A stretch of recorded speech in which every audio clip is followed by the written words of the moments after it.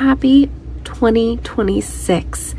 I am Heather with Zen Fiber Arts, and I have decided to try something new for social media this year.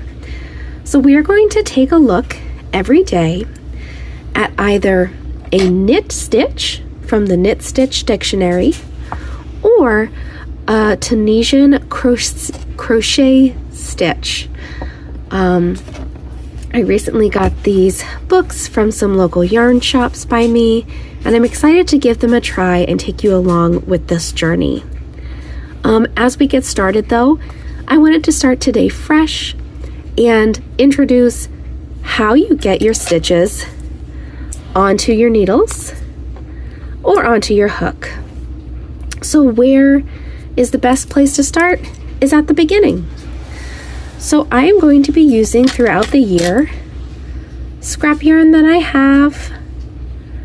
Nothing fancy, but just trying to get through some of my stash. And then some needles of an appropriate size. So we're going to have a fun time going through these two books. What I really like about these books is that in the actual table of contents, it shows you what the stitches are that we will look at, so that you can say, oh, this is the stitch I've been looking for. I'm going to go right to page 48 and start working on that. So I really like that. That is a feature both in this book as well as the Tunisian Crochet book.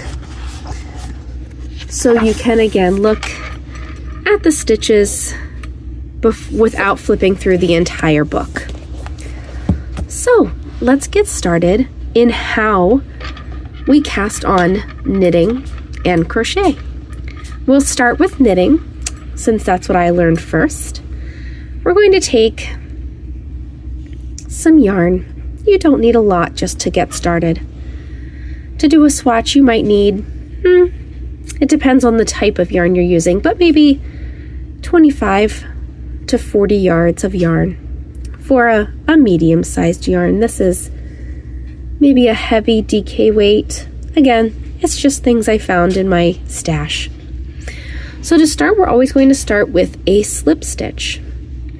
And that is because the stitch will be able to get larger or smaller. So we're going to take, this is our tail, and this is the working yarn. The working yarn is what is going to be connected to the rest of the hank or skein of yarn. So we're going to take our tail end, take our our index and our middle finger, and wrap that yarn around those two fingers. And then what I like to do is take the tail end and put it over top of that working yarn, creating an X. Okay. Then we will take our thumb through that hole. The X is still there. And we are going to grab that working yarn, leaving the tail over here, grab the working yarn and pulling it through that hole. And that creates a nice slip stitch. I am just going to move these books out of the way so that we can have our focus stay on our yarn and not on the lovely books. So we have a nice big hole right here. We can pull the loop smaller, but if it becomes too small, we can make it bigger again. That is a nice way to have, that's why we like to have the slip knot, so that we can make it smaller and larger as needed. So first we'll take a needle and we'll slip it on, the slip knot on. We'll then tighten it up,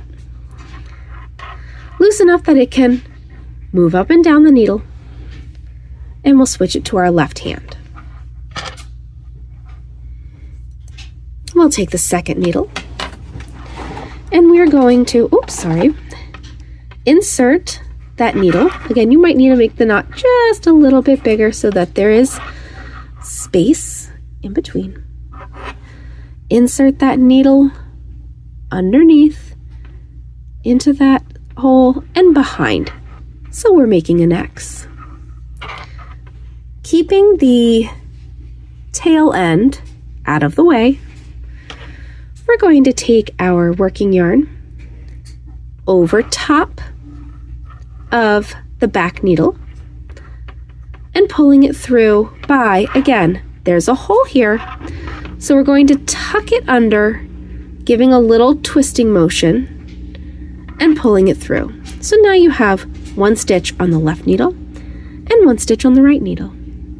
We're then going to take that loop and put it onto the left, and now we have 2 stitches cast on. So let's do that again.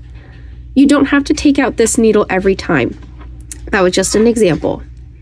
So the needle is behind, over, and pulling it through. Putting it on, and again, that time I didn't take my needle out. So then that way I can just go on again, and I'm crossing over the top and behind, tucking it under and pulling that yarn through. So I have 3 on the left, 1 on the right, and simply placing it on top of that left needle. So we have 4 nice stitches. We're going to continue until we have 20 stitches, keeping that tail end out of the way, and however you hold your yarn in your left hand or right hand, whatever is more comfortable for you. So we're going to cast on the rest of those stitches, making sure these loops are nice and loose. If you do it too tight, getting into your next rows is going to be more difficult. So we're going to cast on those stitches. I like to, when I am doing a swatch, which is what we will be doing throughout the year, I like to cast on between 20 and 25 stitches, depending on the thickness of my yarn. Again, I'm using a medium or a light medium yarn.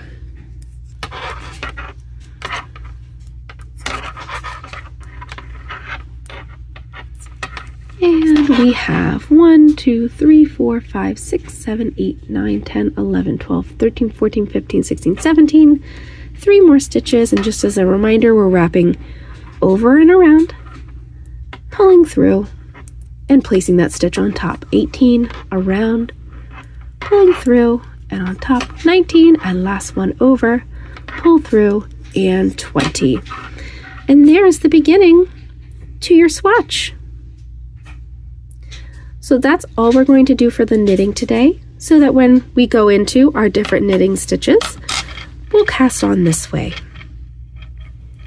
Now, if you are a crocheter, or if you would like to learn how to crochet, we're going to start with the very same slip knot,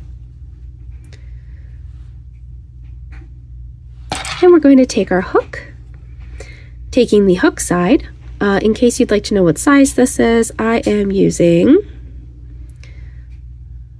there it is, a 5mm size H or size 8. I was using a size, come on, there we go, a size 7 or a 4.5mm as the needles. For this, the gauge is not overly important, so using what you have is fine for doing swatches.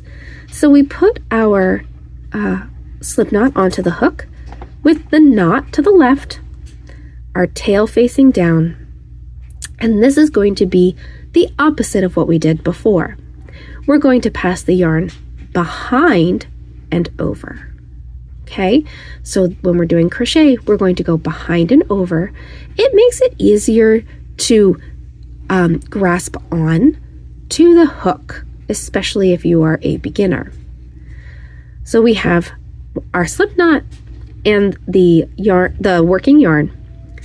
We're going to pull it down, and then I like to twist my hook towards my knot. That way it's easier to pull, and then there is our first chain. We're then again going to slip behind, pull the yarn over behind, so it's under that hook, pulling it down and tucking it into that hole just there. So there we have 1 and 2.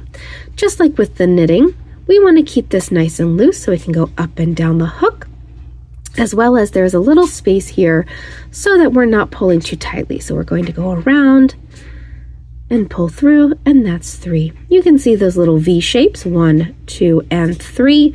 Those are our 3 chains. So we're going to do that until we get to 20. 4,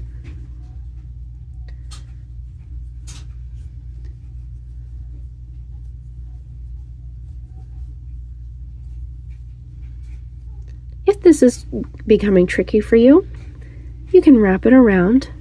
And if you're just getting started, you can even pull that hook over top. Okay, it does the same thing. Going to go around and pull this over top. It's also helpful to hold on to your chains. So right now we're at 12. I like to hold on to it, and I'm pulling it together. So I'm pulling my hook down, but I'm also pulling my chain up.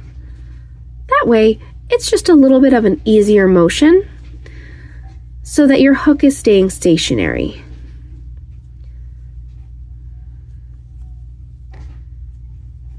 Two more, and there we are.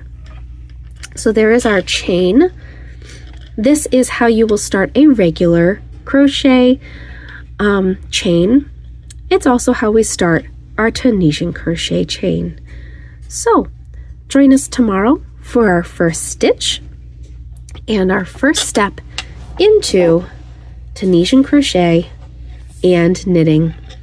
I'm excited for us to do this together.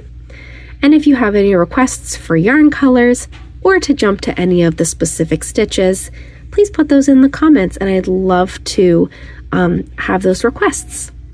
Have a wonderful day and Happy New Year!